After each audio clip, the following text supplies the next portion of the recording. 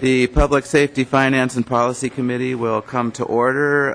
We don't quite have a quorum yet, so we need approval of the minutes. We'll wait on that. So we left off with the presentation of the Department of Corrections. They were almost done, and then we'll move into the Department of Public Safety. I think I'll wait to announce the tour information survey until we have a few more members here. So, Commissioner, are you ready to proceed? We are ready, and thank you for the invite back. Thank you. Mr. Chair, committee members, I'm going to respond to a couple questions that were asked yesterday, and that was the percentage of offenders that complete treatment, either chemical dependency or sex offender treatment, as a percentage of need, and only 34% of those people identified with a chemical dependency problem are being treated, and only 20% of our sex offenders who should be getting treatment are getting treatment. I also need to correct a percentage. You asked Director Gerlicher about the amount of federal funds that would be withheld if we did not comply with PREA. And she answered 30%. Actually, it's 5%, which is a $250,000 penalty. You also asked some other questions about... Can you say that one again? I just sort of I lost that one. So that's the PREA compliance. That's the rape elimination program? Exactly. Yeah, okay. How much would we lose? $250,000 if we did not comply, but I'm very confident, Mr. Chair, that we will be in full compliance. And Commissioner, at some point when we start talking about institutions, can we get into that in a little more detail, as if it's been a successful program? And Mr. Chair, yes, we have some good statistics already about levels of incidents, and actually every month that the wardens meet, that is one of the first reported statistics. Our PREA incidents, we call them. Okay. Very cognizant of the time, and Mr. Chair, and we will do our best to not affect the time of the Public Safety Commissioner's presentation. Seated to my left. We have one. Was it on this, Representative Muller? Mr. Chairman, I apologize if I missed it yesterday, but it's almost exact. It's what percentage of those that need mental health get it? It's a real quick question. Can you answer that, Commissioner? Or do you want to wait? Well, if Mr. Chair, Representative Muller, if in fact we consider chemical dependency and mental illness beyond, or are you looking for more clinical type of mental illness diagnosis? Representative Muller. Chairman, I don't want to hold it up now. I can. No, ask the question, because then they can bring the information later. So what would you like them to provide? I'd like to know specifically just on mental health issues. I cannot answer that today, but we will certainly respond to you. Very good. I need now, before we get on the presentation, I need a motion to approve the minutes of Wednesday, January 16th. Representative Kelly moves. All those in favor, any discussion? All those in favor signify by saying aye. Aye. Opposed? That motion prevails. Proceed, Commissioner. Mr. Chair, thank you. Seated to my left is Ron Solheide, Deputy of our Community Services Division, which is more easily understood as probation and parole. And all of our field services throughout the state are under his wing. And we will discuss as rapidly as we can some programs and initiatives in that division. I think for time efficiency, Mr. Chair, could I ask maybe that we just fly through this presentation and maybe save questions for the end? Actually, I'd like to just, it's fine. I think we have the time. I'd rather that you spend the time and members get an opportunity to understand what you're doing. And we'll, in DPS, if we can't fit it all today, Commissioner, you can come back. Okay, great. Okay, so take your time. Very good. Thank you, Mr. Chair. Mr. Chair, members of the committee, as Commissioner Roy said, we're here to talk about kind of the high-level trends, and one of the areas we're looking at is improvements and efficiencies, and really this extends within our entire agency, not just community services or field services. So with that, a couple of improvements and efficiencies that I want to speak about today are two areas in particular. One is our transition from prison to community effort. Essentially, what that is, it was brought into play or launched by the National Institute of Corrections back in 2001 as they recognized that there were a high number of offenders returning to prison, whether it be through recidivism and or restructures for violations of their conditions of probation.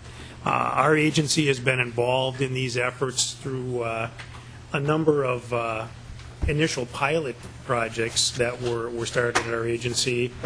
Included our M-Corp initiative, our Minnesota Comprehensive Offender Reentry Program, and our Prison Reentry Initiative, or PRI, which kind of positioned us pretty well to begin the process of implementing TPC throughout our agency.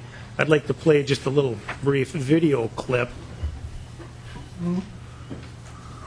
to provide some information, then I'll follow up. We're fortunate in Minnesota because many of the staff that we have here understand that their role is to help offenders get out and stay out of prison.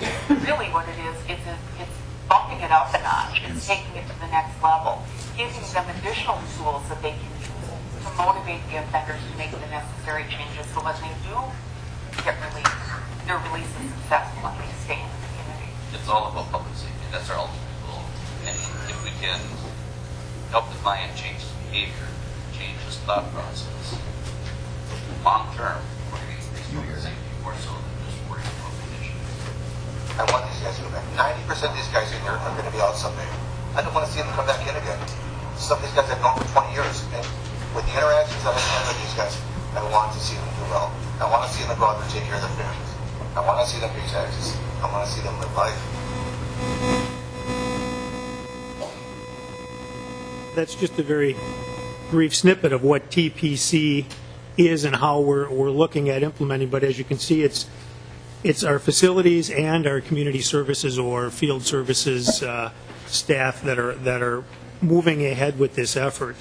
TPC is really a nationwide effort to define where transition and reentry efforts need to arrive at to be successful. And as I said earlier, we've been going down this path and positioning our agency in this area for some time.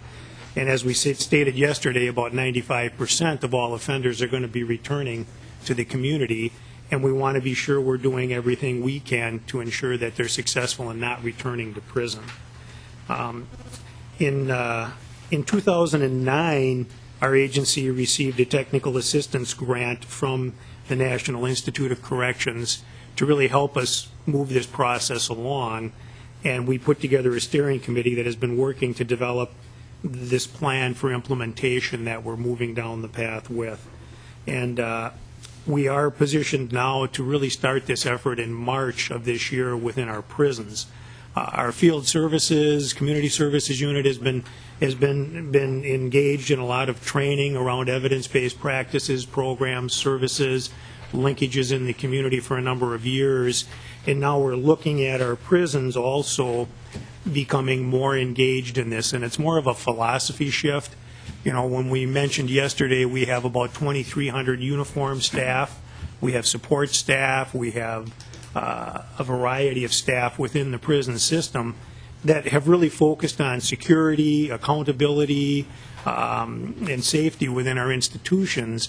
But to some extent, they're kind of an untapped resource when we get into looking at how we promote change in offenders. And so we're looking at providing training to our staff within the institutions to help them assist us in promoting change within the offenders and providing some opportunities for how we dialogue, how we communicate with offenders, and how we can promote this offender change as they go into prison and come out of prison, hopefully better than when they entered. Some of the major components of TPC include collaborative leadership teams, essentially state and local partnerships with providing things that offenders need, such as housing, employment, mental health, medical services, as they are transitioning out. And we are developing those collaborative teams at this time. Rational and comprehensive planning process, which is what our TPC steering committee has been engaged in over the last couple of years.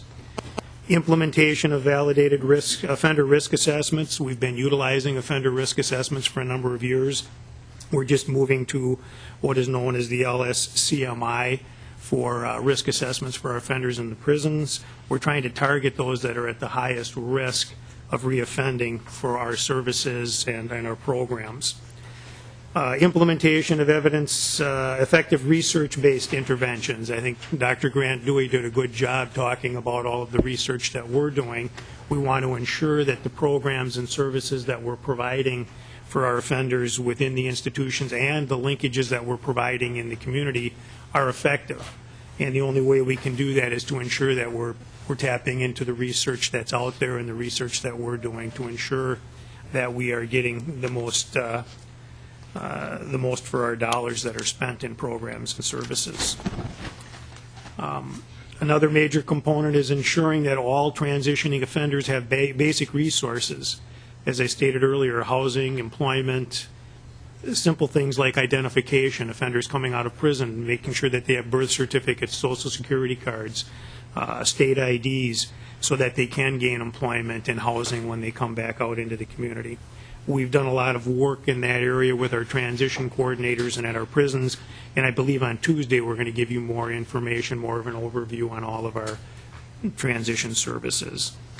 So the big area that we're looking at now that was referenced here in the video clip was expanding the traditional roles of our correctional staff beyond security and utilizing that resource of over 2,000 corrections officers to help us promote change in the offenders, and it's going to require a training effort on our part, and we're just engaging in that at the present time.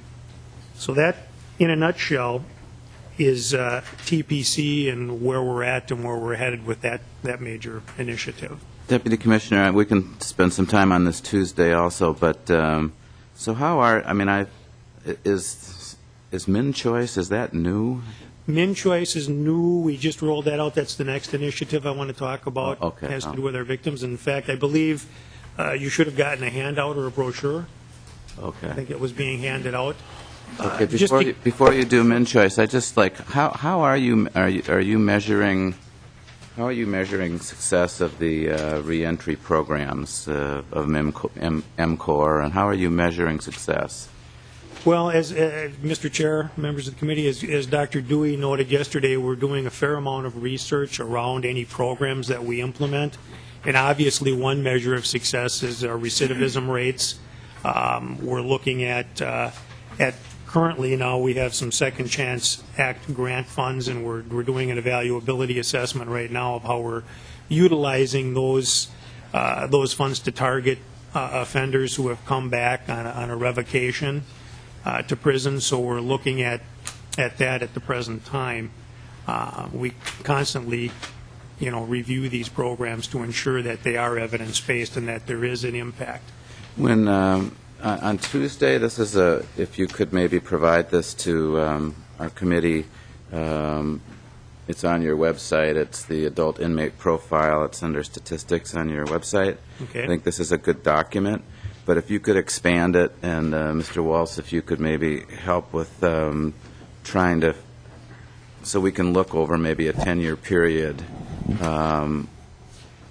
at these measurements, because it's hard. I mean, it all sounds good, and it sounded good 2 years ago when I was here, but until we look at those recidivism rates and why offenders are going back, it's hard for, I think, legislators to evaluate spending more resources on reentry programs, which I think are good, but we need to know that they're successful, and if they're not, what else can be done? And then there's also some nonprofit reentry groups that you're contracting with or working with, and we need to know whether they're effective also.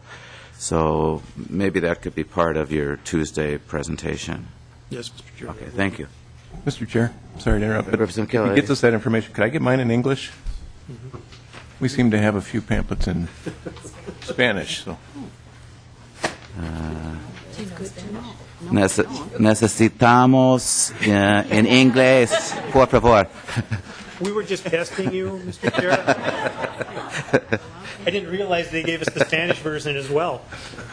We will make sure and have adequate other pamphlets available. It's just to demonstrate that we do have these available for the victims community in multiple languages. Es muy importante en dos inglés y español. Better man than me. See. Please proceed. The MinChoice, just very quickly, MinChoice, in fact, our Victim Services Unit and Restorative Justice Unit at the Department of Corrections is really a collaborative with public safety in how we provide services and information to victims. MinChoice is an online web-based system that was implemented within the last year to provide for notification and information on offenders sentenced to our DOC facilities. A couple of important points to point out with MinChoice is it is a website that allows 24/7 access to victims and their families. It allows them to create an account and to choose the type of notification that is best for them. In the past, all of our victim notification was essentially hard copy files, letters that went out. Victims had and their families had to go through a process of requesting this information, and it was sent out through the U.S. mail. Here they have instant access, day or night, to this system and to the information that is contained there. The website provides them with the victims with the OID number, offender photos, if appropriate, custody and supervision status, and release information on offenders that is up to date, so they know when offenders are coming out or if they've changed locations within our system. It also allows the victims to provide information to case managers and agents that may be considered when offenders are re-entering the community. So it gives them a voice. It's important that we hear from victims and their families with how we're managing and supervising offenders and what their concerns or issues are.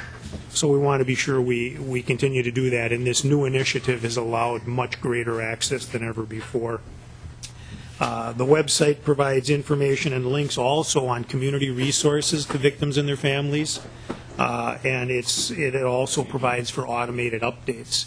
So we can update them with new resources as they become available, which we were not able to do in the past. So I think this is, again, one of our more efficient, cost-effective, and user-friendly initiatives that has recently been implemented. Very good. Any questions?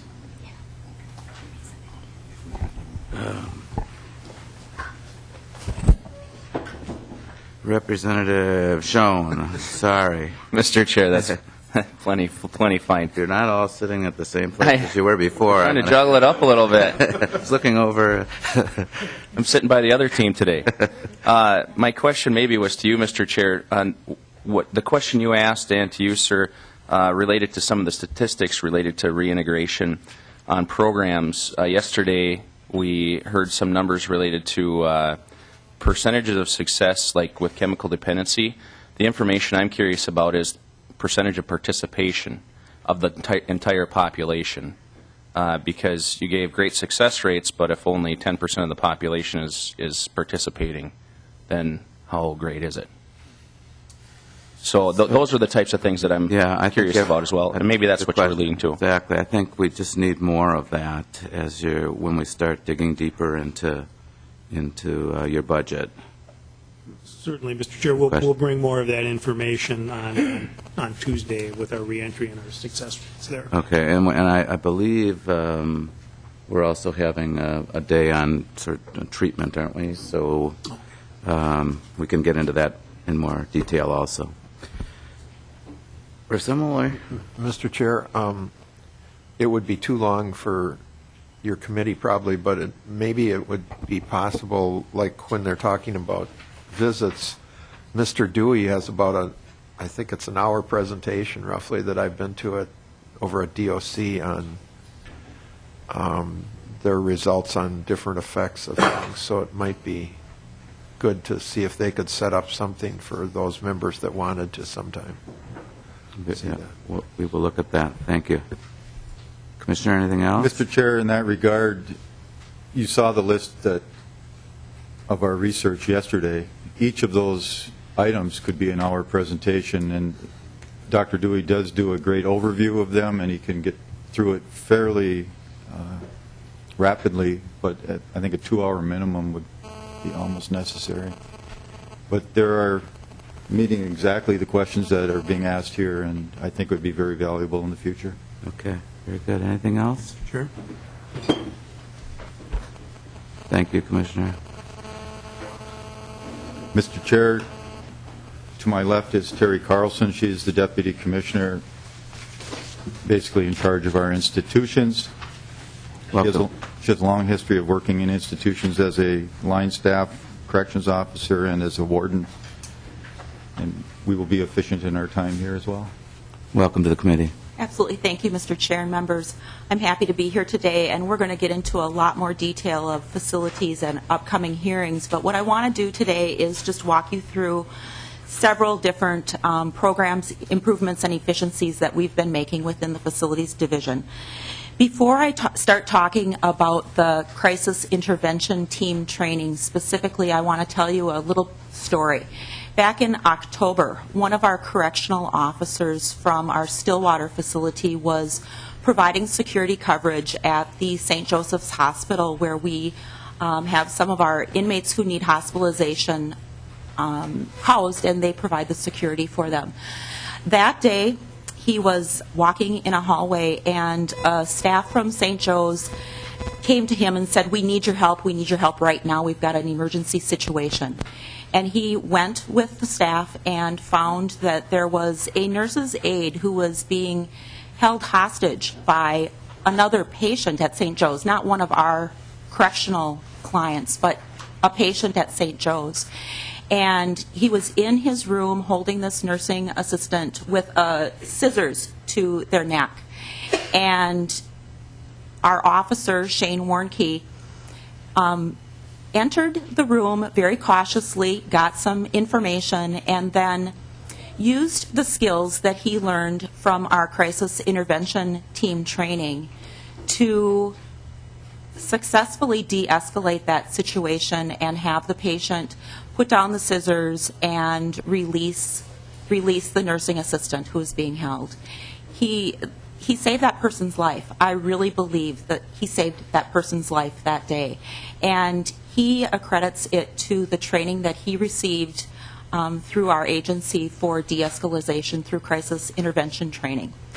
So that's what I want to talk to you a little bit about today. It's a training that's based on the Memphis Crisis Intervention Team model, which promotes the use of verbal de-escalation skills before using force when dealing with an offender who may be having a mental health crisis.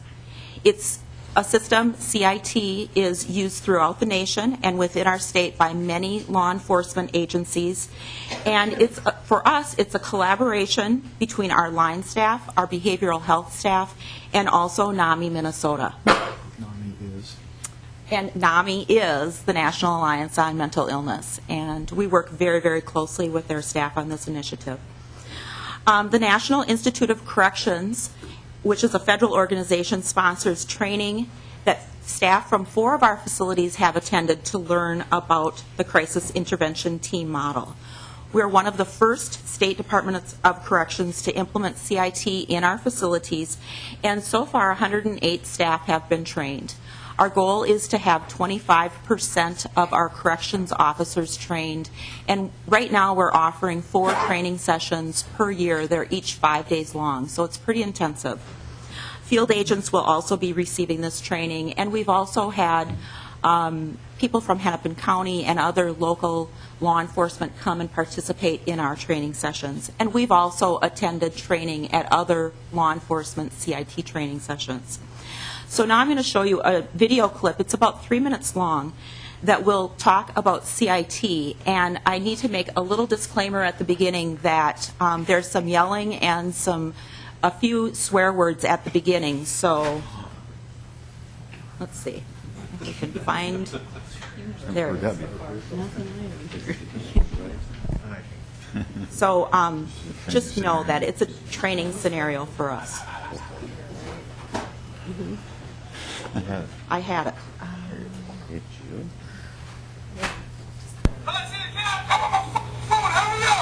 When I first started in corrections, I would say we don't have time to deal with these offenders. 202 unruly hostile offenders. We don't care why they're acting out. We got a job to do. So let's get a cell entry. Let's mace them. We'll go in and we'll get them. We'll put them on the restraint board, that type of thing. Face down on the back. Face down. Well, it's okay. I didn't realize that was going to happen. I was trying to just get the sound up a little bit. I don't know what happened. Oh, probably screwed up the whole tape. I've progressed in my career. It's okay. As I've gotten It's older okay. and been here for a while. We started trying to talk these offenders out of the states that they're in. And sometimes it's effective, sometimes it's not. So when the CIT program came around, we were already using it, but we just didn't have a label for it. Officer Mark Craig is part of a new effort by the Minnesota Department of Corrections to enhance safety for staff and offenders. How are you doing, Sam? Crisis intervention training gives staff the tools they need to engage offenders at moments of high crisis, de-escalating the situation before more aggressive methods are necessary. They said they was gonna watch out for me, huh? They said they was gonna fucking visit. In classroom settings like this one, DOC staff engage in realistic scenarios with specially trained actors. Officers who learn these techniques and employ them in their jobs can then become instructors themselves. The actors are trained. They're trying to elicit a specific response from you. They reward you when you're moving in the right direction. They sting you when you're not. So they more or less control the direction that the scenario goes. And then we will take the time and pause and give them feedback and maybe guide them if they're on the wrong track. Officers who complete this training use it on the job every day. They'll tell you it takes extra time to listen to offenders, but it's time well spent. There's potential for injury to myself. There's potential injury to the other officers. There's potential injury for the offenders. And at my age, the wrestling stuff kind of slows down a little bit. And there's a little bit more patience involved. And Most of I don't want to spend 8 hours smelling like errant chemicals, and the offender doesn't want it. I don't want to risk that chance for staff to be hurt, receive injuries, or the offender to receive injuries. So it was better off for all of us. While this program draws heavily on the experience of corrections employees, it also brings in expertise from the community.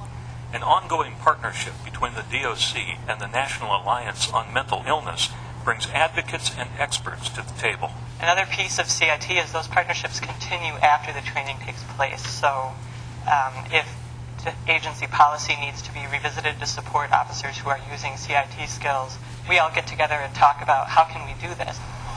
We're trained to react. When something happens, we're trained to take action right away. This is teaching people to, take a step back and look at the whole picture and see what's going on before you react. And if it, prevents somebody from getting hurt, whether it's the offender or us, it's well worth the effort.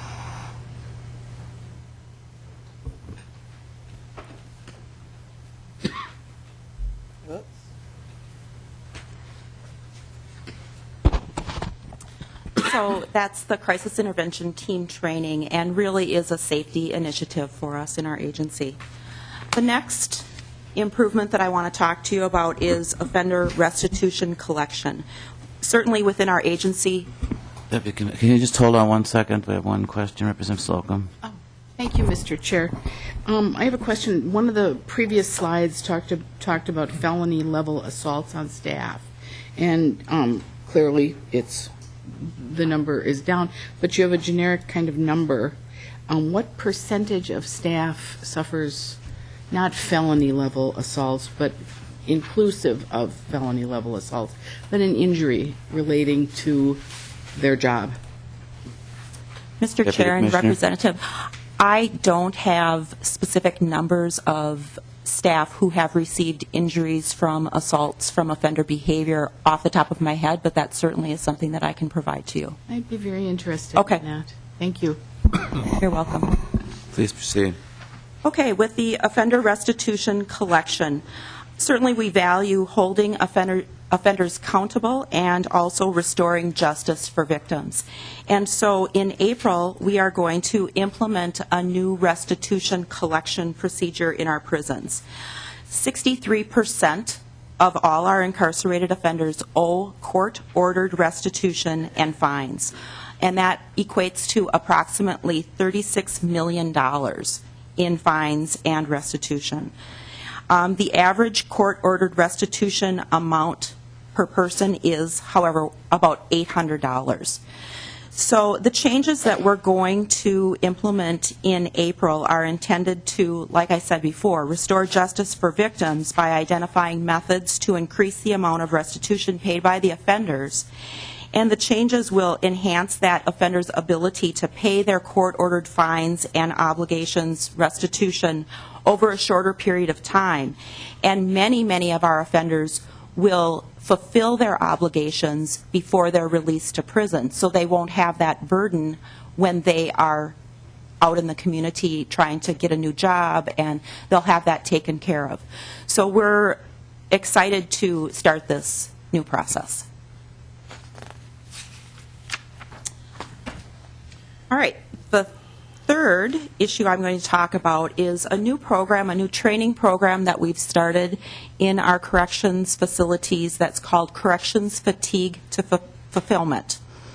And certainly we know that corrections staff work in an environment where there's chronic stress and continual alertness is needed, and there's an ever-present possibility of violence. Staff are exposed to violence in a multitude of ways. There's offenders' fights, there's self-injurious behavior that offenders participate in, there's offender manipulation and setups, there's offender assaults on staff, and there's group violence. What we know also is that long-term exposure to this kind of climate can breed a lot of stress and distress for staff who work in our facilities. This class, which is titled Corrections Fatigue to Fulfillment, helps staff realize and acknowledge the ongoing impact of working in this environment and provides them effective practical tools for managing stress, and helps us identify organizational strategies to deal with this stress that happens in our facilities on an ongoing basis, and hopefully will increase job satisfaction for our employees as well. We anticipate this class will have a positive impact on employee sick leave use and improve the overall employee wellness. The class is currently being offered to our corrections staff and has been very well received. And in fact, between the crisis intervention team training class that we provide now and this corrections fatigue to fulfillment, I've received numerous comments from staff, emails, phone calls, and visits saying these are two of the best training scenarios, sessions that we've ever attended in our careers. And so we really think that we're on the right track with this. And certainly I hope this shows that, you know, we really value our employees and want them to be well and healthy. The next initiative that I'm going to talk to you about is our offender OMAIL process. And that is a process where offenders can receive emails from their family members. We started this back in November of 11 with a pilot project at 2 of our correctional facilities and rolled it out in the spring of this past year to all of our facilities. As reported in Dr. Grant Dewey's research on prison visitation, strengthening and reestablishing family ties helps offenders improve the likelihood for successful reentry in our communities, and thereby reduces the likelihood for them to return or recidivate.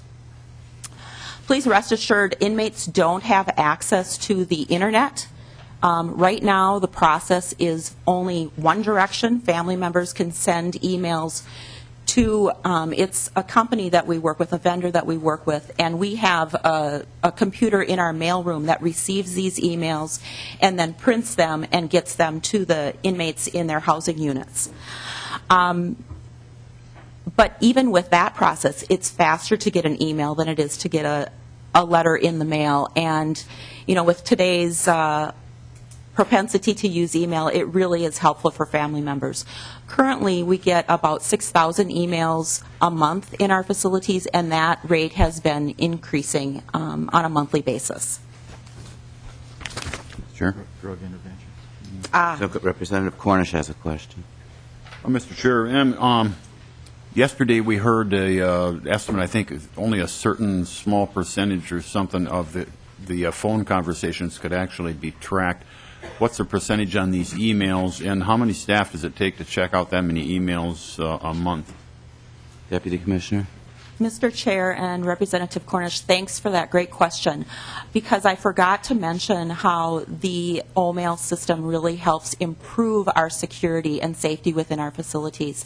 The system is set up so that it can identify keywords, and we can set up what those keywords are. So if it's drugs, fight, assault, injury, those kinds of things, they're tagged by the vendor that we work with, and our Office of Special Investigations reviews emails before they're released to our mailroom staff to print them and send them on to the offenders in the housing units. So we really see that piece of it as a great improvement for us. Also, we have an ongoing record of those emails that are coming in. And then also, occasionally in the mail, we get letters that have stamps that are soaked with drugs or contraband that's hidden within the folds of a greeting card. And with OMail, you don't have to worry about that at all. So it really creates a safer environment for our staff. Thank you. Do you want to finish up, Deputy Commissioner? Yep. I have one more slide. I want to talk a little bit about green initiatives. One more question. Oh, I'm sorry. Representative Schoen. Let her finish the next slide, but I'll have some questions after that. Okay. We're going to have to, we've got DPS coming up here too, so why don't we just say that at the 1:45 for sure we'll be done with the DOC for today. Okay? All right. Thank you, Mr. Chair. Within the Facilities Division, we're always looking for ways to mitigate the increasing costs of energy, zoned heating, lighting, window replacements, those kinds of things. As you know, we have 10 correctional facilities, many of which are old and in constant need for repairs. Our Red Wing facility and our St. Cloud facilities were constructed in 1889, and our Stillwater facility was built in 1914. So there's always lots of asset preservation needs at those facilities. The money that we receive from the legislature is used for all those things, and we look for ways to find energy savings as well. In fact, as we dispersed the last amount of asset preservation money to our facilities, a total of 1/3 of that money went specifically to energy savings projects, including thermostat controls, replacement of hot water heaters and with energy efficient models, upgrades to boiler controls and pumps, and a lot of door and window replacement. We're also improving our recycling efforts and have started a worm composting process at our Stillwater facility. That's a picture of some of the worms. We use food waste and then use... There's no video. Yeah, and we give them food waste. They process that, and then we use the byproduct fertilizer on our gardens and for lawn maintenance. Additionally, we've started to recycle milk cartons. We have a pilot project at our St. Cloud facility. We did find a vendor who is willing to pay us for our milk cartons once we've cleaned and palletized them. So we're excited to roll that out to all of the facilities as well. And finally, we've received some technical assistance from the National Institute of Corrections to add energy efficiency components to our vocational education curriculum so that offenders will be learning these skills as well in the cabinet making classes, printing, metalworking, and those kinds of things. And that concludes my part of the presentation. Very good. Thank you. We have questions from Representative Shaw. Mr. Chair, and this, and you can correct me if I'm asking these in the wrong place, but these are questions I'd like to see, or information I'd like to see, is like staffing levels over the last 10 years. I'd like to piggyback on Representative Slocum. When you talk about injuries, I want to hear about injuries as a whole, and work comp as far as not just felony assaults, and maybe what she's getting at, just work-related injuries. I don't want to hear about just only actions with just a violent inmate. And just I want to make sure that we're staffing well. And then the ratios, I know that you have a staffing ratio. Are they covered? I mean, obviously, this is in relation to the staffing levels. Are we covering this with overtime, or do we have enough staff at the prison to cover these ratios as well? And that's just information I'd like to hear. You don't have to answer that today. Thank you. Mr. Chair, Representative, thank you. We'll answer those questions later. Very good. Thank you. Okay, Commissioner, any closing comments? Thank you for your attention to our department so early, and we are always focused on mission, and we are in the belief that we are meeting the mission in some areas, and we also recognize that we have deficits in other areas. And I really thank this committee for its sharp questions, and we look forward to a return here. And I'd like to thank the Commissioner of Public Safety for waiting for our presentation to complete. We have a good working collaborative, and we're very pleased with that relationship. Very good. Thanks. Thank you very much for your overview, and we'll get into this in much more depth. Thank you all. Commissioner Dolma?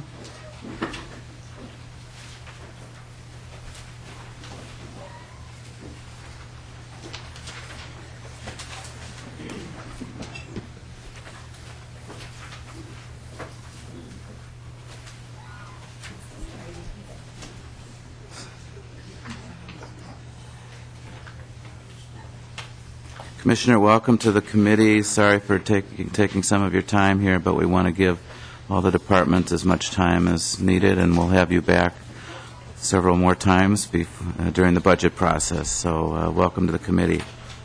Thank you, Mr. Chair, and certainly we understand how this works, and you need the time that you need to have your questions answered, so we'll be happy to come back if necessary, and we'll be having ongoing discussions as you indicate. I would just like to start out by saying thanks very much to you, Mr. Chair, and committee members for taking the time to learn more about the Department of Public Safety. Many of you at the table know a lot about the Department of Public Safety, and some are very new, and so we hope to give you sort of an overview of our operations, and we'll certainly answer specific questions as they might come in.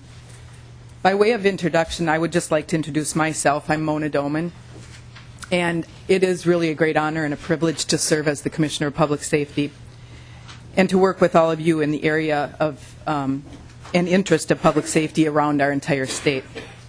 We know that this is the beginning, like I said, of many discussions we'll be having during the current session and beyond. I just briefly would like to give you a little bit of history about me. I came to the state in 2011 after having served 29 years in law enforcement. The most recent 27 years I was at the Maple Grove Police Department, and the last 10 of those years I served as a police chief in Maple Grove. Prior to moving to Maple Grove and being employed by the police department there, I also served with the City of Glencoe Police Department and the City of Marshall Police Department. And I mention that because I think my experience in Greater Minnesota and having grown up in Greater Minnesota is a constant reminder to me that the work that we do at the Department of Public Safety really has to be impactful to the entire state and not just sort of the metropolitan area where we tend to do most of our work from. So I keep that in mind, and we talk with staff constantly about our relationships around the state of Minnesota.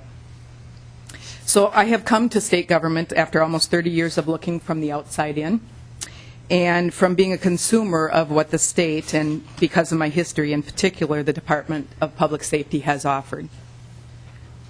I have also always been impressed with the work being done by DPS, and I continue to be impressed and very proud to be a part of this agency.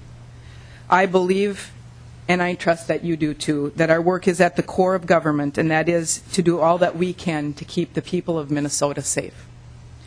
That work is not always easy. It can be very painful, it can be challenging, and it can be very difficult, as you all well know. But it can also be extremely rewarding if we keep focus and never lose sight of the fact that we have committed ourselves to serving others across the state. Representative Paymar, members, our intent today is to fulfill your request by giving you the following. We'd like to give you a brief history of our agency and each of the jurisdictions under the umbrella of this committee. We'd like to give you an idea of what might be trends or emerging issues that we are facing today and into the future. A snapshot of challenges and successes and what we've done to give better government to the people of Minnesota. And then perhaps to talk about where we might be in the future, 5, 10, and 15 years from now. And then certainly to answer any specific questions that you might have or materials that you might need. I have just a few more opening remarks. We have a short video presentation that really very quickly gives a good overview of our agency, and then I'm going to turn it over to our division directors to talk specifically about their divisions. There's no swearing in our video, I have to say. The Department of Public Safety was initially created in 1969 to act as an administrative agency for several entities located throughout state government. It is Minnesota State Statute 299A that establishes and organizes the Department of Public Safety. The Office of the Commissioner currently has 7 full-time staff working at the 445 Minnesota Street location, which is commonly referred to as the Bremer Bank Building. You can see it from the freeway, at 7th and Cedar. The positions include myself, Deputy Commissioner Mary Ellison, who many of you know, she's sitting behind me. Our Assistant Commissioner Mark Danaski, former lieutenant of the, former colonel of the Minnesota State Patrol. Our Legal Counsel, our Legislative and Government Affairs Director, an Executive Aide, and 1 office support staff position. There are also 14 full-time division directors reporting to the Commissioners of Public Safety. Additionally, and most importantly, we work with roughly 2,000 extremely dedicated and committed employees making up the DPS employ. On a daily basis, they touch hundreds of Minnesotans, and I continue to be very proud of the work our people do. I truly wish, and we'd invite you to come and visit any of our divisions at any time that you might like. But I wish you could know them all and you could see their work firsthand, because it's really remarkable what is done around this state. We have outlined the following as our mission. This agency, the Department of Public Safety, serves as the backbone for supporting public safety efforts throughout the state of Minnesota. Through the provision of enforcement, service, funding, training, and education, as well as legislative and policy development, we strengthen the overall public safety infrastructure in Minnesota. So within that backbone are the people I've just mentioned, the employees, those providing service to all Minnesotans. And I have laid out 3 basic foundational expectations for every employee, and they are that we work hard. It is our responsibility to be responsive. Minnesotans deserve our best every single day that we come to work. Honesty, to always act with integrity and transparency, and I believe there is no compromise. And then, very simple, to be nice. We need to practice the golden rule internally and externally, and always provide outstanding customer service to the people of the state. Currently, we have 6 divisions in the Department of Public Safety that fall under the umbrella of this committee. They are the Emergency Communications Networks Division under the leadership of Jackie Mines, the State Fire Marshal Division under the leadership of the State Fire Marshal, Jerry Rosendahl, The Bureau of Criminal Apprehension, led by Superintendent Wade Sutter, former police chief in the city of Brooklyn Park. The Alcohol and Gambling Division being led by Michelle Tuckner, a former lieutenant colonel with the Minnesota State Patrol. Our Office of Justice Programs led by long-term state employee Jerry Bover. Our Homeland Security and Emergency Management Division under the direction of Chris Eide, and filling in for her today, or whenever we might get to that division, is Joe Kelly. For our 2012 specifically accomplishments, there are many, and our work continues as we strive to provide better government in the area of public safety for all people. But I'd like to touch on just 6 accomplishments, one from each division, and then you'll hear more from each of our directors. In the Emergency Communications Network, the progress made in the migration of emergency dispatch services to Next Generation 911, or the completion of the construction and rollout of the communication system for emergency responders, or what some of you may know as ARMOR. Or in the State Fire Marshal's Office, where they held their first annual State Fire Marshal's Conference, which provided state and local fire officials and private sector stakeholders with advanced training in their area of expertise. At the BCA, where we have looked at efficiencies as we are in all of our divisions within our agency, and we've streamlined the DWI processing through e-charging, and where they've developed robotics and new DNA technologies to solve more crimes in our state.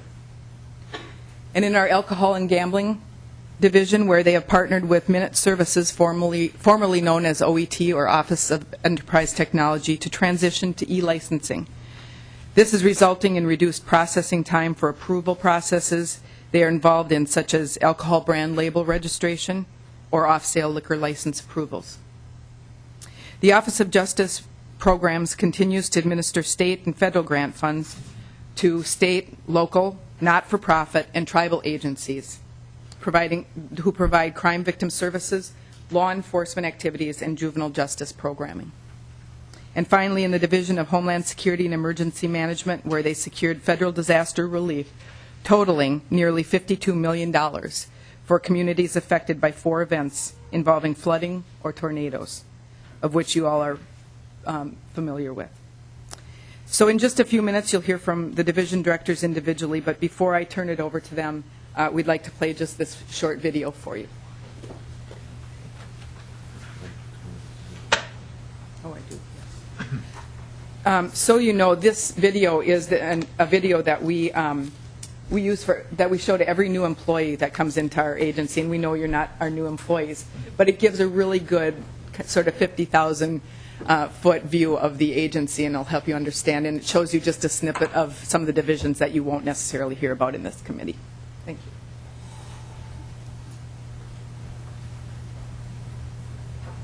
Hello, I'm Commissioner Mona Doman, and I'm pleased to take this opportunity to welcome part of the public safety team. This is a very diverse and complex agency, and the work that you do will significantly impact the people of the state of Minnesota on a daily basis. As you work to fulfill your responsibilities, I ask 3 things of you. Number 1, put your best foot forward every day. Work hard. Number 2, be honest and transparent in all of your interactions. And number 3, practice the golden rule. Treat other people as you would want to be treated. As you do your work, I trust that if you keep these guiding principles in mind, you will find that your time here at the state of Minnesota will be rewarding and fulfilling. On behalf of Governor Mark Dayton, the people of the state of Minnesota, and all of us here at the Department of Public Safety, congratulations and welcome.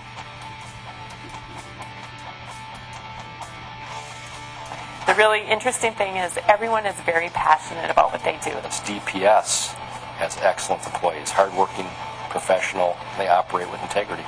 They are the most passionate, dedicated, brilliant, helpful public employees in the state. I would put them up against anybody.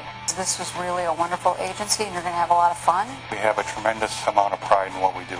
Unlike a lot of other agencies that have a single mission, we have a lot of different things going on. DPS is an entire team. Primarily, we oversee alcohol and gambling, which are 2 of the largest industries in the state of Minnesota are multi-billion-dollar agencies, so we provide regulatory authority over those, and we also take some enforcement action when necessary over those divisions. There are 4 divisions within the Bureau of Criminal Apprehension. We have the investigative division, which is our police officers, our sworn police officers that are special agents, and they work out in the community throughout 10 field offices in the state. Then we have our crime lab, which is our laboratory section, provides all the forensic science services in Minnesota. And then, of course, we have our Minnesota Justice Information Systems, which is all the criminal history and fingerprint information for all criminal justice throughout Minnesota. And last, and certainly not least, is our Administrative Services and Training section, which they actually deliver training to law enforcement professionals throughout the state. We really serve as a safety net to our local partners. The Commissioner's office are commonly referred to as the 10th floor by a lot of people. Sometimes you'll hear longtime employees talking about the 10th floor, and they don't even really know kind of what goes on up here. But really, the Commissioner's office for the Department of Public Safety provides the oversight to all the employees of the Commissioner's office, to the rest of the agencies that we support across the state of Minnesota, as well as to the executive branch, the Governor's office and Chief of Staff, concerning issues that take place in the department. We are here to, again, do whatever we can to make sure that we have the resources to serve the citizens and improve public safety in the state of Minnesota. The Office of Communications helps to tell the DPS story, and we work with all the divisions throughout the agency on that mission. And we use traditional media, social media, even some paid advertising to help get the word out. You find that maybe during your time with DPS, we may come to you and ask you for some information, or we might ask to have you speak to media. We'll work with you so that your job is a little bit easier. We have tremendous employees, some very dedicated and seasoned employees that have worked in the broadcast industry and really know both sides of the microphone and the camera. We're very blessed to have those folks working for us. Well, DVS issues vehicle title and registration. We also issue driver's licenses and ID cards. We license motor vehicle dealers, and we also issue interstate motor carrier registrations and collect fuel tax for motor carriers. We also provide driver license and motor vehicle record information as we're able to according to the state and federal laws. We are the face of state government because we come into contact with each Minnesota family on a yearly basis. Public safety communications is critical in Minnesota in the dealing with any kind of a natural disaster, a high-speed chase, or a lockdown at a prison. And it's important that we have up-to-date emergency communications networks out in the field, and that we have it across the state so that there is no degradation in service. I've once been told that a criminal doesn't know county boundaries or state boundaries, so it's very important that we have that critical infrastructure throughout the state. HSCM is the coordinating agency for state agency preparedness and local government preparedness, for local government coordination for preparedness, response, recovery, and then mitigation efforts for disaster. I like to see HSCM as an umbrella because we have to really look out for the entire state and to make sure that whether you're in the northwest corner or the southeast corner, that you have the resources that you need, because all disasters are local. So when a local organization is beyond their capability, then you ask for the state resources. Fiscal and Administrative Services provides financial support to the divisions within the Department of Public Safety. Everything we do in the agency, money runs through everything we do in the agency. There is a part of that anywhere from the start of the budgeting process all the way through making a payment to a vendor. Highly trained, motivated workforce is a productive workforce. We need to put the right person in the right place at the right time. And that's what we do here at Human Resources and Public Safety, is look for that right person to bring in. And then we do have somebody, a quality employee, we want to retain them and make sure that they're comfortable, they have a good working environment, and that they're able to do their job. We have a baby boomer generation that's retiring, and there's a lot of opportunities that are coming up in the near future. Our office handles investigations into employee misconduct against the employees of the department. We respond to complaints from the citizens if they have concerns. We also ensure that we have a positive working environment within the department. We try to ensure that everybody is comfortable, that if somebody feels that they have not been provided with good service by an employee of our agency, that this is a place that they can make that complaint. Managed Services at the Department of Public Safety is an organization which serves all of the information technology needs for the whole department, all the divisions here. And our technology also serves the citizens of the state of Minnesota, for example, our driver vehicle services system. We have a service desk, which I'm standing in the middle of right now, and this group is here to make sure that all of your technology needs are up and working and available to you every day. The mission of the Office of Justice Programs is to work in collaboration with communities to improve the functioning of the criminal and the juvenile justice system and to support the healing of crime victims. We also support problem-solving courts, reentry for offenders coming out of prison to improve public safety, human trafficking initiatives, a really broad variety of initiatives that come from the community to address the problems of community safety. Well, the Office of Traffic Safety exists to reduce fatalities and serious injuries on Minnesota roads. We do that by basically, we get most of our funding through the federal government, through the National Highway Traffic Safety Administration, and we focus and funnel that through on behavioral campaigns and education and enforcement campaigns throughout the state where we identified that there's problem areas on Minnesota roads. The staff of the Fire Marshal Division and Office of Pipeline Safety really work towards preventing bad things from happening to citizens and visitors to Minnesota. And by bad things, we're talking primarily about fires and explosions and pipeline leaks. The most visual part of the Fire Marshal Division and Pipeline Safety is the investigations where they respond out to the scenes and do this work. That's what people know most about it. But really there's a tremendously large section of people and work that's done to prevent those from happening. So all the work in public education and plan review and fire inspections and pipeline inspections kind of goes unheralded, but it's a great job and very rewarding. We are a primary traffic safety enforcer in the state of Minnesota. We also provide assistance to local police agencies, federal police agencies, and other allied agencies. And another big component is we try to educate the public in hopes that we do not have to use enforcement to change their behaviors. I'd want new employees to DPS to be aware that although the troopers in the maroon uniform and the maroon cars and the hat were a very visible part of the State Patrol, the most visible part, but we aren't just State Patrol troopers.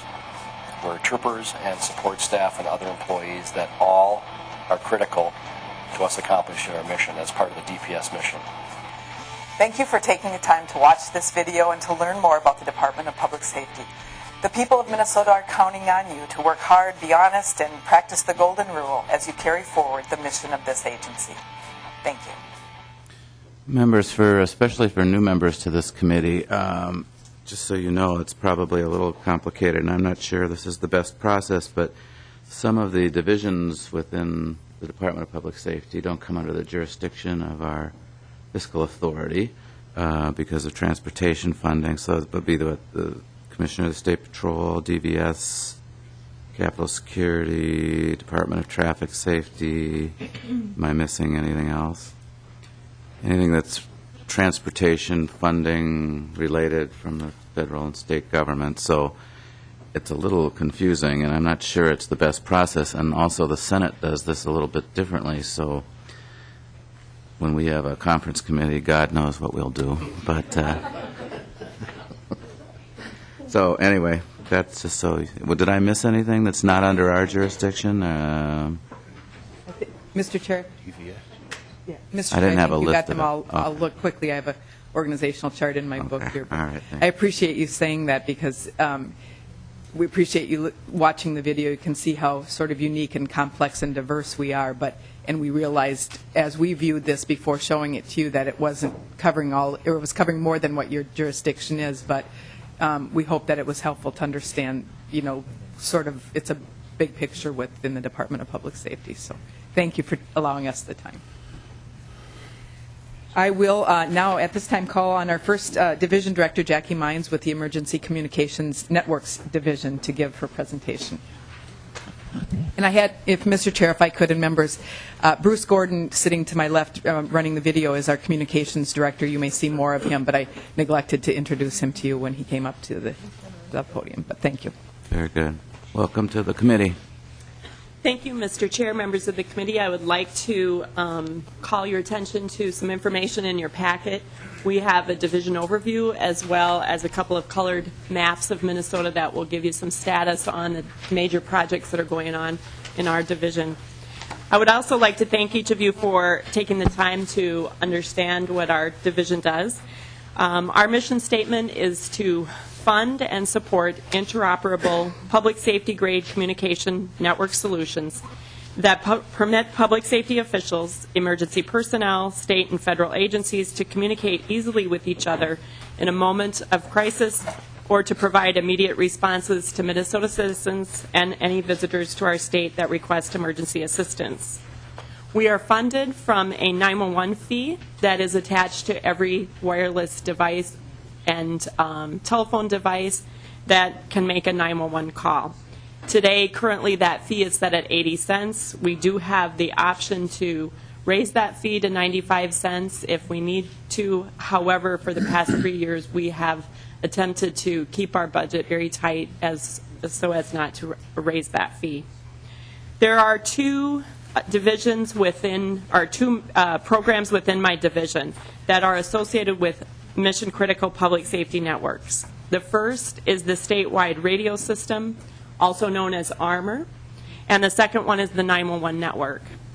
So when you dial 911 to report an emergency call, to report your emergency, your call is sent over a dedicated specialized network that only 911 traffic is on. It's designed specifically to handle those calls for minimum failure.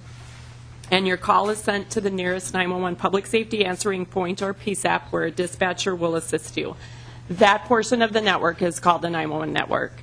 The dispatcher then radios the appropriate responders such as law, fire, ambulance, and they in turn communicate with one another over the radio system, and that is the system we call ARMOR. Both of these mission-critical networks were very outdated and based upon 30 to 60-year-old technology, depending on which network you're talking about. We needed to upgrade the radio system due to some FCC narrowbanding requirements, and that required local government to upgrade their systems, as well as there were a number of towers out in the state, and they needed to be upgraded as well. And the 911 network really needs to accommodate wireless technologies such as text and video, text being important to meet the needs of and expectations of our younger generation, but more importantly is the deaf and hard of hearing community has really come to rely on text messaging as a way to communicate amongst themselves and would appreciate the opportunity to communicate with public safety through text messaging. Until we upgrade that 911 system, we can't do that. So for an overview of our successes, we embarked upon updating the radio network in 2004 with the goal to have that completed December of 2012. The ARMOR system consists of towers, hardware, software to manage the traffic, and microwave links, trunk telephone lines to connect the towers. We built this tower infrastructure with the proceeds from the bond sale that's backed by the 911 fees. MnDOT owns and operates that system with oversight by a statewide radio board, and our division helps assist with operational standards and supporting the radio board as well as our local responders to use the system consistently the same way across the state. We have built this system to provide 95% mobile coverage county to county and throughout the whole state. We currently have 88% of the towers completed, with the 95% will be completed by the end of this first quarter, if not close to the end of this month. The remainder of the towers are in less populated areas where land has been kind of a challenge but we're nearing resolution with U.S. Forestry Services and DNR to acquire that land. We've been a very successful partnership with local governments to find land as well.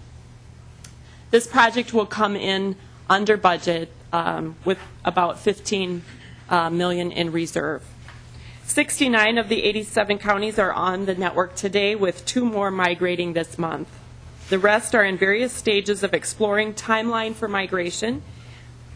They had initially made significant infrastructure upgrades prior to 2004, and they are just waiting for the end of that life cycle of that infrastructure to come onto the system. All of them are looking at participation plans with the system to see how to interface with it and how long it will take them to migrate. We've partnered with HSCM on many federal grants that have come out in the last 5 years, with millions of dollars being allocated to the locals to allow them to add infrastructure if they needed to or desired to, and to join the system, also used for training locals on this statewide system.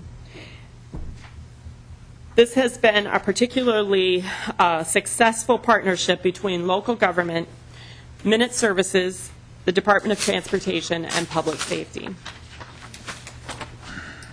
Our second program, the 911 program, we began in 2008 to review the existing infrastructure and how we would migrate to a next generation high-speed data network. We are in phase 3 of our project, the first phase being to establish some interoperability between 2 existing 911 providers, and the second stage to test out this new network, and the third stage to be deploying across the state. 24 of our 105 PSAPs have migrated to this network, and we make progress daily. We have about 1 public safety answering point per county, especially in greater Minnesota. And we are partnering with Minute and BCA for a portion of the network so we can share our costs with BCA and become a little more efficient in our allocation of funds. This next generation network, along with the statewide radio system, has allowed for easier consolidation of PSAPs if they so desire. We have multiple PSAPs that have decided to consolidate, mostly in the metropolitan area, going city PSAPs combining with county PSAPs.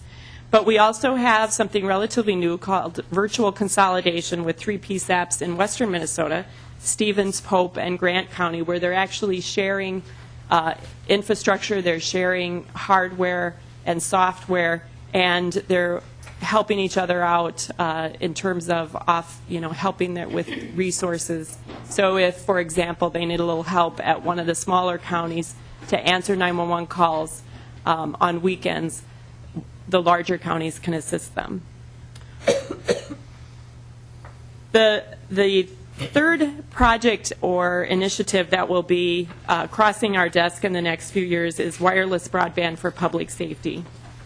This would be the ability to receive additional data with a 911 call and transfer that data to the ambulance or the fire truck or a law enforcement vehicle. So, for example, if you dialed 911 and you had a medical condition, you might want to opt into a medical database.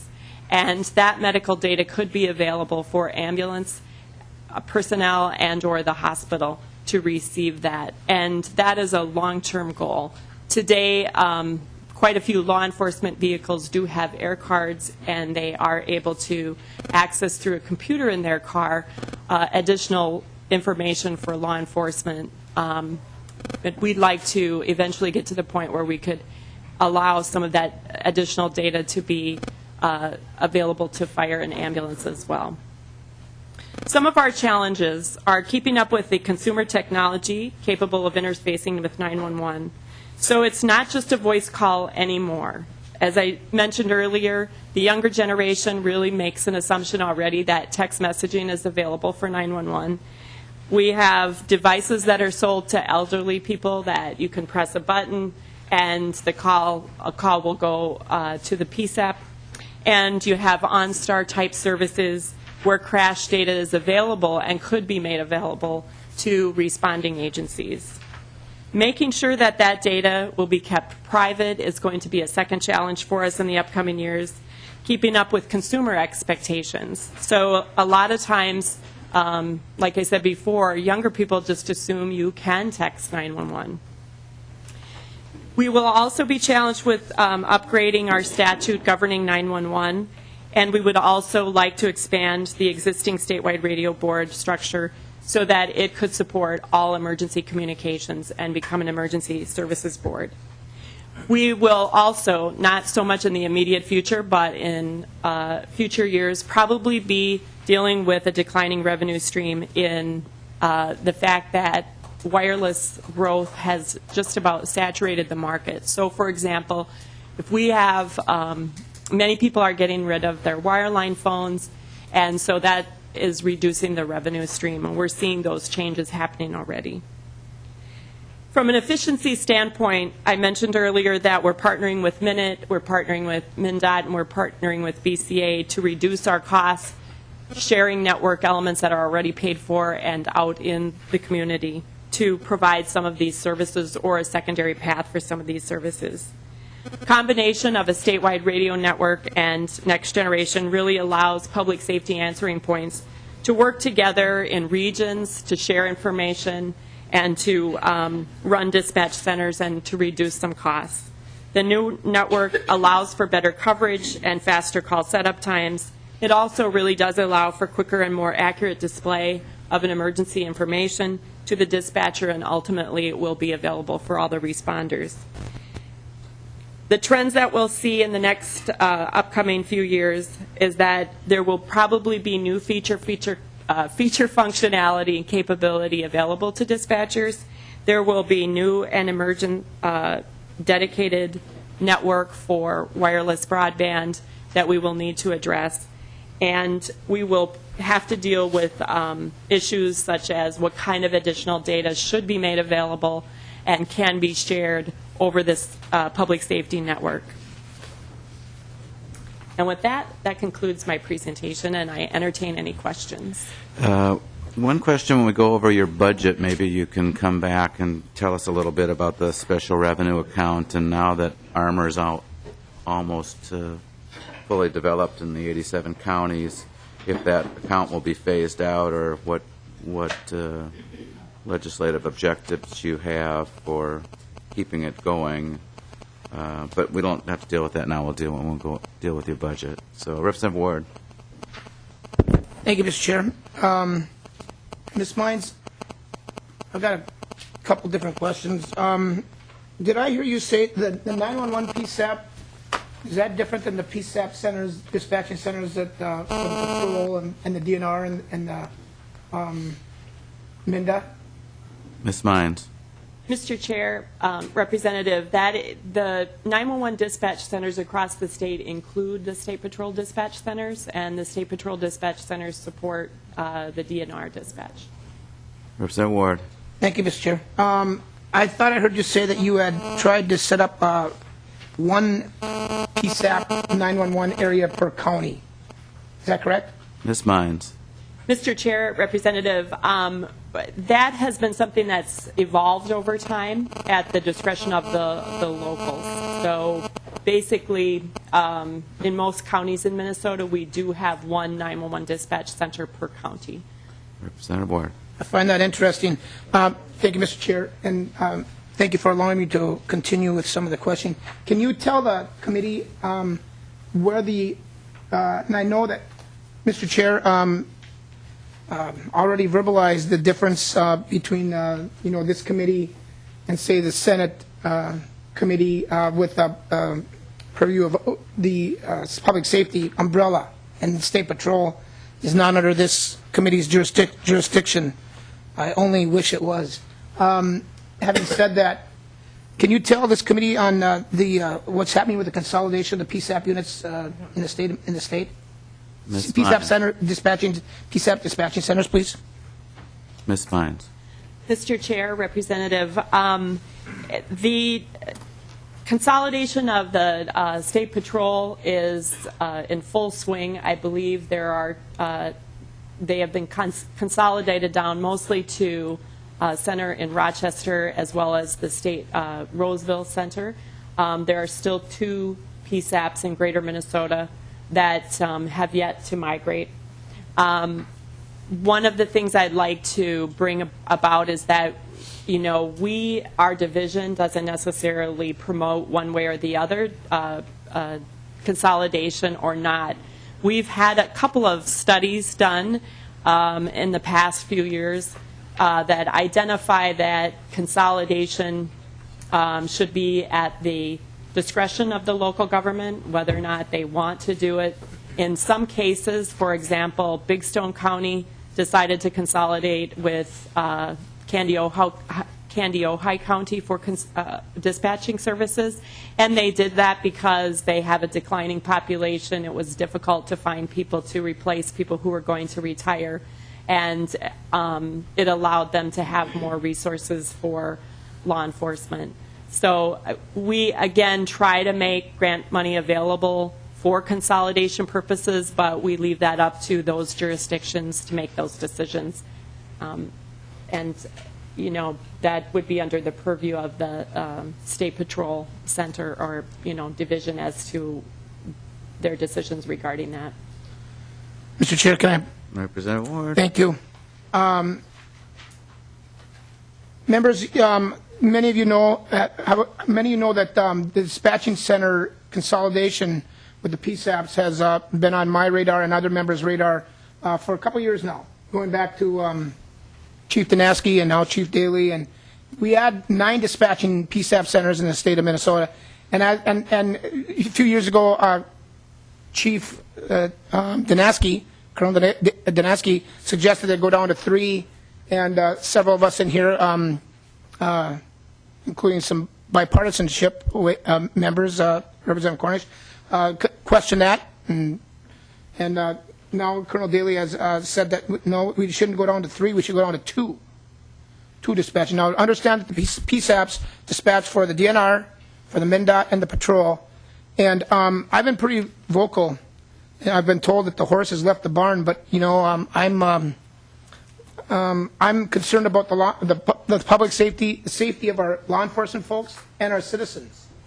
In the fact that the dispatching centers going down to 2 members are going to be dispatched out of Roseville and Rochester, and the 2 that are left, Ms. Mines, the 2 in Greater Minnesota that are left are which ones? Ms. Mines. Commissioner. Mr. Chair, and committee members, the 2 left are Brainerd and Virginia. Thank you, Commissioner. Representative Ward. So that means that when we're fully consolidated, thank you, Mr. Chair. That means when we're fully consolidated, we're going to be dispatching for the 2/3 northern part of our state out of Roseville, and then 1 in Rochester. So when I call into the dispatching unit and say I need an officer at LD's Corner, LD's Corner isn't on a GPS map. It's not anything, but the dispatching folks in that area know where LD's Corner is. And it really is concerning to me, members, that we are doing this, and I know this isn't under the jurisdiction, and thank you for the flexibility, Mr. Chair, of being able to discuss this. And Commissioner, we have had some very good meetings about this, along with the governor, along with Chief Daly. And I still, members, am concerned about it, and I hope you are as well, especially if you are from an area in Minnesota that is north of the metro. I know some of you are. So I just want to make sure that, you know, members understand that that consolidation, and I understand, and here's another point that I want to bring out, is when we started asking questions about this was not done for financial gain. This was not done for, for a financial reason, for effectiveness and efficiency. And members, I'll tell you this, I have heard from constituents, and I have heard from law enforcement in my area and in the whole state of Minnesota that there's been some glitches. And I understand as you go through a new process, there's going to be some glitches. I get that, I understand it. I am just only praying and hoping that in the long term, we don't have some disaster that in our own districts, somebody's life is at risk or lost or whatever. So I wanted to make members aware of that. And Mr. Chair, thank you for the time that you allotted me to do that. And the horse has left the barn, but I'm not done trying to lasso the horse and get him back in the barn. So thank you, Mr. Chair. Commissioner, has the horse left the barn?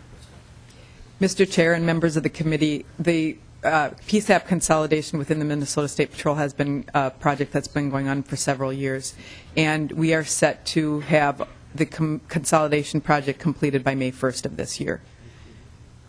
So, Okay, thank you. Representative Simonson had a question. Thank you, Mr. Chair. My question is somewhat related to Representative Ward's point, but I think more under the umbrella of this committee. But my question is specific to this. We've made this transition out of this 800 megahertz system. At least I'm hoping we all have made this transition by now. And when I read this and talk about this statewide interoperability program, and I consider the statewide effect and the improvement in communication that has happened as this migration to 800 megahertz means that I can go to virtually any jurisdiction statewide and have the very same communication capabilities, which I find to be a very good thing.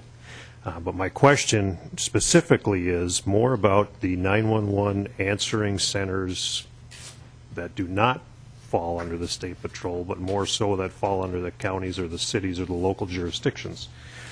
And my question is, has the DPS or your division ever had internal conversations about the concept of maybe moving these 911 answering centers under the umbrella of the DPS? So they're all under one agency, so to speak? Who would like to answer that? Ms. Commissioner? Mr. Chair and members of the committee, I know that we've had sort of peripheral, not necessarily real dedicated conversations about that. The infrastructures within our sort of the Minnesota State Patrol PSAP centers probably would not be able to handle the load at the present time.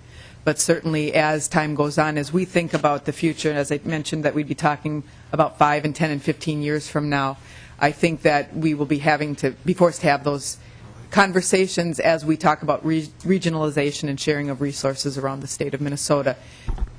In DPS, as Director Mines indicated, we have left ourselves out of the discussion about the local control and local decision-making about their dispatch services. Representative Simonson. Just one follow-up, Mr. Chair, if I may. I think my question was more geared towards using the existing systems that are in place and more so a matter of controlling the policy and the operation of the centers. Because quite frankly, and this kind of speaks to Representative Ward's point, I've lived through one of these consolidations of regional centers, and the service, quite frankly, is not as good as it was. And he's right that we are going to see a problem. And my question is specific to if we had these regional 911 answering centers under one umbrella, under one administration, under one set of policies, it certainly seems like it might make an improvement. Ms. Mines. Mr. Chair and representative members of the committee, you bring up a very good point and one that we talk about a lot. And I mentioned earlier in my presentation that we would really like to expand the role of the statewide radio board to be an emergency services board. One of the reasons that we bring that up is because today with the statewide radio board, we have built operational standards as to how to use the radio system. And the goal there is to provide consistency in how everybody handles emergencies. And it's, while it does have its glitches, and there are some people who don't, maybe follow the training exactly as they should, there are majority of people who have really found that to be useful. And we get a lot of positive feedback for those operational standards. Now, today, we don't have operational standards per se in 911. The responsibility of local PSAPs is under the jurisdiction of the Sheriff's Office. There are training programs, and they do participate in those training programs quite consistently. But we would encourage the if we were able to succeed in expanding the role of the radio board, what we would like to do is put a next-gen advisory committee under that board and start to develop operational standards for 911 that would be, created in conjunction with the sheriff's office and PSAP personnel and dispatchers that would allow us to be more consistent in our dispatching practices and processes throughout the state. And I believe everyone believes that that is really the thing we ought to do next. And we're very focused on wanting to help address some of those issues. Representative Cornish, and then we're going to have to adjourn because we're done with our committee time. Mr. Chair, could I we're going to have these folks back, right? Oh, yes. Could I just leave 3 questions to bring back information Absolutely. rather than answer now? Yeah, absolutely. Representative Cornish. Commissioner Dolman, you know that my friend Representative Pamer and I are very interested in gun violence, and though we approach it from different ways, one of the problems is some of your agencies not getting the information to the National Center. If when you come back, if you could give us information and why this information, some in law enforcement have accused you folks of dropping the ball. Let us know if that's an unfair label or what information you aren't getting that you are supposed to be getting to the information center about from mental health and this and that, going through your different agencies' information. If you could just bring back that information. The other one is license plate readers. There are a lot of things about that. I'd like to hear from DVS on what plan they have on license plate readers, and I'm really worried about. I'd just as soon that information be dumped if there's no hit or stolen, and then familial DNA. The BCA basically never got back to me for the last year. They promised that they were going to do some testing, some rulemaking, and they were going to answer me and get back with what their studies showed about familial DNA. I haven't heard a word from them for a year, and I'm just wondering what the problem was there, the lab. So, Commissioner, you'll make that information available. We'll try to give you a new schedule. We'd like you to come back and continue the overview, maybe next Thursday, but we'll get back to you. So, members, Commissioner. Mr. Chair, could I ask one clarifying Sure. question of Representative Cornish? Your first question regarding the information flow for background checks, are you talking in particular about the NICS system? Yes. Representative Cornish. Excuse me, Mr. Chair, getting the information from Minnesota to the National Information Center, we're accused of not getting there, along with some other states that should show up in a check and isn't. Mr. Chair, members will make sure that we answer all of those Thank you, questions. Commissioner. I apologize also to the other divisions within your department that we didn't get to them, but that's the way it goes here sometimes. Members, you have a survey here. If you could complete it and bring it back here or get it to the committee administrator, taken holds by next Wednesday, we'll then figure out who wants to go on tours and how we might be able to organize that. So with that, thank you, members. Thank you, Commissioner. This committee is adjourned.